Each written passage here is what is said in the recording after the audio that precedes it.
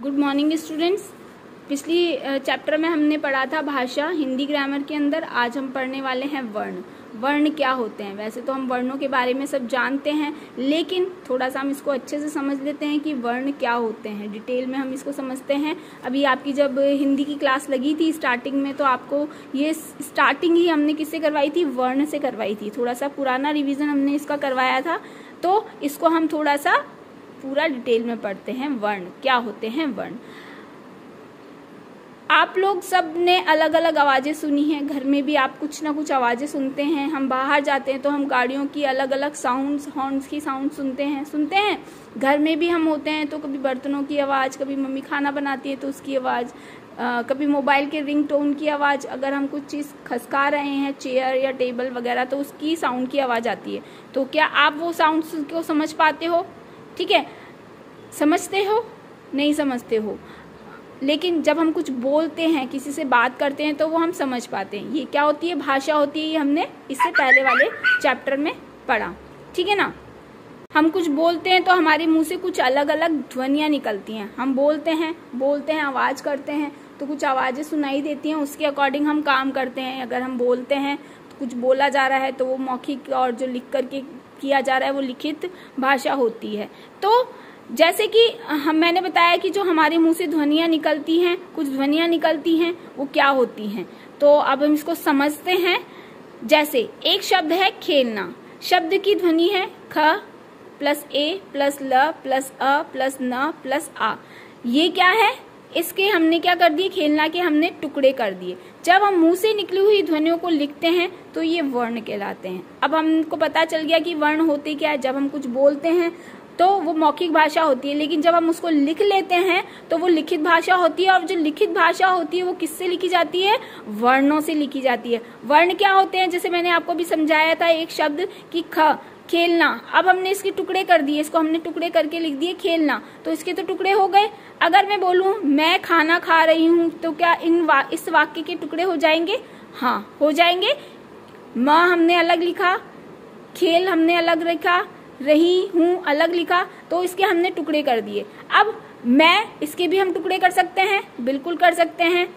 खेल रही हूँ, खेल के भी टुकड़े कर सकते हैं। जैसे खेलना के हमने यहाँ पे टुकड़े करके लिख दिए। ऐसे हम वाक्यों के भी हम टुकड़े कर सकते हैं। वाक्यों से हम शब्दों में बदल सकते हैं। शब्दों के भी हम टुकड़े कर सकते हैं। किसमें?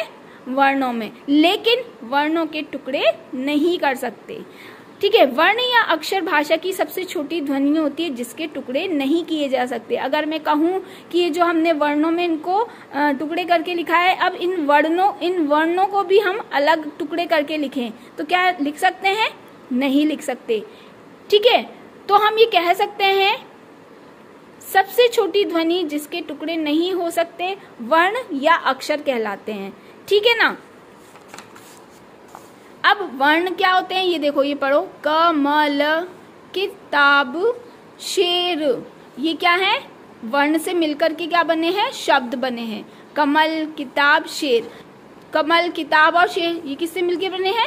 ध्वनियों से मिलकर के बनी है। देखें कैसे?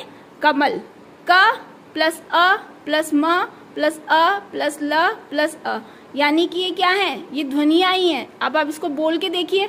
क, अ, म, अ, ल, अ। इससे आवाज आ रही है बोलने पर, तो ये क्या है? ध्वनियां हैं। इसी तरह से क, इ, त, आ, ब, अ। अब हमने इसको पढ़ के देखा तो सबका अलग अलग साउंड आया। क का अलग आया, ई का अलग आया, त का अलग आया, आ का और ब और अ, इन सबका अलग अलग साउंड आया। इन ध्वनियों को वर्ण या अक्षर कहते हैं। जो अलग अलग आवाज हमें निकल रही हैं, जो ध्वनियां हमें सुनाई दे रही हैं, ये क्या कहलाते हैं? वर्ण या अक्षर कहलाते हैं। अब वर्ण कितने तरह के होते हैं? वर्ण दो तरह के होते हैं। कौन कौन से? स्वर और व्यंजन। स्वर वो होते हैं जिन वर्णों का उच्चारण बिना किसी वर्ण की सहायता से, यानी दूसरे और वर्ण काम में नहीं ले सकते, उन्हें स्वर कहते हैं। ये कितने होते हैं? 11 होते हैं। और कौन कौन से होते हैं? अ, आ, ई, उ, ऋषि, ए, ऐ, ओ, औ। ये क्या होते हैं? 11 स्वर होते हैं। व्यंजन क्या होते हैं? जिन वर्णों के उच्चारण के लिए स्वरों की सहायता की आवश्यकता होती है, यानी जिनको बोलने के लिए या जिनको लिखने के लिए स्वर की जरूरत होती है, जिनको स्वरों के द्वारा लिखा जाता है, उन्हें व्यंजन कहते हैं। जैसे क, ये नीचे आप हलंत लिख रहे हैं, देख रहे हैं, इसका मतलब है कि क आधा है, आधा है, ठीक है। अगर हम इसमें अ लगा देंगे तो ये पूरा हो जाएगा, उसका उच्चारण होगा क। इसी तरह च, अभी हम इसको आधा मानते हैं अगर हलंत है, अगर हम इसमें अ लगा देंगे तो क्या बन जाएगा, च बन जाएगा। हिंदी में जो व्यंजन होते हैं वो 33 व्यंजन होते हैं। क, ख, ग, घ, ण, च, छ, ज, झ, ण, ट, ठ, ड, ढ, ण, त, थ, द, ध, न, प, फ, ब, भ, म, य, र, ल, व, श, श, स, ह। ये सब क्या है व्यंजन हैं। अब ये जो व्यंजन दिख रहे हैं ये क्या है, व्यवस्थित लिखे हुए हैं, आगे पीछे तो नहीं लिखे हैं ना, सबका एक प्रॉपर जो लाइन है उसमें लिखा है। क वर्ग में जो होते हैं वो है, ऊपर नीचे नहीं है, व्यवस्थित लिखे हुए हैं। जिस तरह मोतियों को पिरोकर मोतियों की माला बनती है, उसी तरह वर्णों को मिलाकर वर्णों की माला या वर्णमाला बनती है, ठीक है। स्वर और व्यंजन को व्यवस्थित रूप में लिखते हैं, वो कहलाती है वर्णमाला। जैसे स्वर होते हैं 11 और व्यंजन होते हैं 33, दोनों को मिला देंगे तो कितने हो जाएंगे, 44 हो जाएंगे। तो स्वर और व्यंजन को व्यवस्थित रूप से लिखना क्या कहलाती है, वर्णमाला कहलाती है। वर्ण के क्रमबद्ध समूह को वर्णमाला कहते हैं, ठीक है। अब आगे चलते हैं, संयुक्त व्यंजन। कुछ व्यंजन होते हैं संयुक्त व्यंजन। संयुक्त का मतलब समझ गए होंगे, दो व्यंजनों को मिलाकर लिखना क्या कहलाते हैं, संयुक्त व्यंजन कहलाते हैं। ये दो व्यंजनों के मेल से बनते हैं जिन्हें संयुक्त व्यंजन कहते हैं। जैसे कक्षा, कक्षा, कक्षा में क्ष जो है वो किससे मिलकर बना है, क और श से मिलकर के बना है। कक्षा में बच्चे शांत बैठे हैं, क्ष। इसको हम अगर बोलेंगे तो कैसे बोलेंगे, क्ष, ठीक है। इसी तरह से साधु त्रिशूल लेकर खड़ा है, त्र। यहाँ पे जो त्र है वो किससे मिलके बना है, त और र को मिलाने से क्या बना है, त्र बना है। ज्ञानी, ज्ञानी के पास ज्ञान का भंडार है। यहाँ पर जो ज्ञ है वो बना है ज और अण से मिलकर के बना है ज्ञ। इसी तरह किसान श्रम करते हैं, श्र, श्र जो बना है वो है श और र को मिलाकर के बना है श्र। इसी तरह अनुस्वार और अनुनासिक, अनुस्वार और अनुनासिक क्या होते हैं, जिनको बोलने से जो आवाज निकलती है, ठीक है। मम्मी जी मेरे बालों में कंघी कर दो, कंघी। दादाजी चांद कितना चमक रहा है, चांद। इनमें अब हमने देखा जो वाक्य पढ़े इसमें कंघी शब्द में चंद्र ये लिखा हुआ है चिन्ह, और चांद शब्द में ये चिन्ह लगा हुआ है। ये चिन्ह अनुस्वार होता है, ये वाला जो चिन्ह होता है इसको अनुस्वार बोलते हैं, यानी जो बिंदी लगा रखी है वो होती है अनुस्वार। और ये चंद्र बिंदु है इसको बोला जाता है अनुनासिक या चंद्र बिंदु कहते हैं। तो आप ये समझ गए होंगे कि स्वर और व्यंजन क्या होते हैं। अ और अह वर्णों को अयोगवाह बोलते हैं। हम क ख ग घ ण पर अ आ इ ई पढ़ते हैं, उसमें लास्ट में अह अंग अह होता है तो इसको बोला जाता है अयोगवाह, ठीक है। ळ और अण वर्णों के अतिरिक्त व्यंजन कहा जाता है। ळ और अण होते हैं ये अतिरिक्त होते हैं, एक्स्ट्रा व्यंजन होते हैं, जैसे सड़क, पढ़ना आदि। ये डायरेक्ट नहीं लिखे जाते हैं, इनको शब्दों में बीच में यूज में लिया जाता है। इसके बाद है अभ्यास प्रश्न। अभ्यास प्रश्न के अंदर मौखिक प्रश्न जिसमें है अह और अंग और अह वर्णों को क्या माना जाता है। अंग और अह वर्णों को क्या बोलते हैं, अयोगवाह। क्या बोलते हैं, अयोगवाह वर्ण बोलते हैं, ठीक है। ये आपको करना नहीं है कॉपी में, केवल आपको समझना है।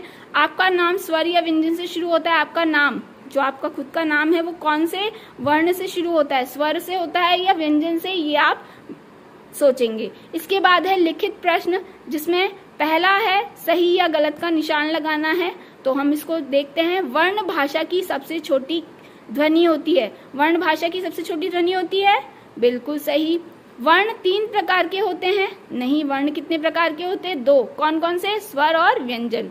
वर्णों के योग से वर्णमाला बनती है, बिल्कुल। स्वर और व्यंजन को हम व्यवस्थित रूप से लिखेंगे तो क्या बनेगी, वर्णमाला बनेगी। इसके बाद है स्वर व्यंजन की मदद से बोले जाते हैं, नहीं। स्वर व्यंजन की मदद से नहीं बोले जाते हैं, व्यंजन स्वर की मदद से बोले जाते हैं। स्वर और व्यंजन को मिलाकर 44 वर्ण होते हैं, ठीक है, होते हैं स्वर और व्यंजन को मिलाकर स्वर कितने होते हैं 11 और 33 व्यंजन दोनों को मिला देंगे तो 44 व्यंजन वर्ण होते हैं। वर्ण सही पे निशान लगाना है, टिक द करेक्ट आंसर है वर्णमाला किसे कहते हैं? वर्णमाला किसे कहते हैं? वर्णों के क्रमबद्ध समूह को वर्णमाला कहते हैं। वर्ण कितने प्रकार के होते हैं? वर्ण 2 प्रकार के होते हैं, स्वर और व्यंजन। तो हमने यहाँ पे लगा दिया स्वर और व्यंजन के योग से क्या बनता है? स्वर और व्यंजन को मिलाने से क्या बनती है? वर्णों की माला। संयुक्त व्यंजन कौन से? संयुक्त व्यंजन क्या होते हैं? 2 व्यंजन के मिलने से जो बनते हैं, जैसे क्ष, त्र, ज्ञ और श्र, ये क्या है? संयुक्त व्यंजन है। अब यहाँ दिए गए शब्दों में अनुस्वार और अनुनासिक शब्द चिन्ह लगाकर लिखिए। ये अनुस्वार का चिन्ह है या अनुनासिक, ये मैंने लिख दिया है। यहाँ पे शब्द दिए हुए हैं, इनमें हमें लगाना है। जैसे 5 में हमने लगाया अनुनासिक, इसमें अनुस्वार, ये अनुनासिक, ये अनुस्वार। झंडा 5, ठंडा, दांत, झंडा। इसी तरह से कांच है, इसमें हमने अनुनासिक लगाया तो बना कांच। मुंह, इसमें अनुनासिक लगाया तो बना मुंह। कघा, इसमें हमने अनुस्वार लगाया कंघा। तिरंगा में हमने लगाया अनुस्वार तो बना तिरंगा। इसमें स्वर और व्यंजन आपको छांट के लिखना है। ये एक दिया हुआ है चित्र, इसमें से आपको स्वर अलग करने हैं और व्यंजन अलग करने हैं, ये आप खुद करेंगे। इसके बाद है नीचे दिए गए शब्दों को ध्वनियों को अलग करके लिखना है। जैसे मैंने शुरुआत करी थी, खेलना को हमने टुकड़े करके लिखा था, वैसे ही यहाँ पे कप आपको ऑलरेडी दिया हुआ है, अमन ऑलरेडी आपका करा हुआ है, आपको कलम, चल और अनवर ये आपको खुद अपने आप करना है। इसके बाद वर्णों को मिला करके बनाना है, जैसे हमने इनके टुकड़े किए थे, अब इनको मिला करके लिखना है। तो क प्लस अ प्लस म प्लस अ प्लस ल प्लस अ, तो क्या बना? कमल। इसी तरह से ब में अ जोड़ा तो बना ब, स में अ जोड़ा तो बना स, तो क्या बन गया? बस। इसी तरह से म में अ लिखा बना जोड़ दिया तो क्या बना? म। ट में अ जोड़ा तो ट, र में अ जोड़ा तो र, तो क्या बना? मटर। इसी तरह से क में अ जोड़ा तो बना क, र में अ जोड़ा तो र, न में अ जोड़ा तो न, तो क्या बन गया? करण। इसी तरह से यहाँ एक चित्र दिया हुआ है, इसमें कुछ वर्ण दिए हुए हैं। इन वर्णों को सही क्रम में मिलाते हुए आपको एक मोर का चित्र बनाना है, ठीक है, और इसको कलर करना है। तो ये आज हमारा चैप्टर पूरा हुआ। आप ध्यान से इसके क्वेश्चन आंसर्स करेंगे और ध्यान से इस वीडियो को समझेंगे। ठीक है स्टूडेंट्स, धन्यवाद आप सभी का।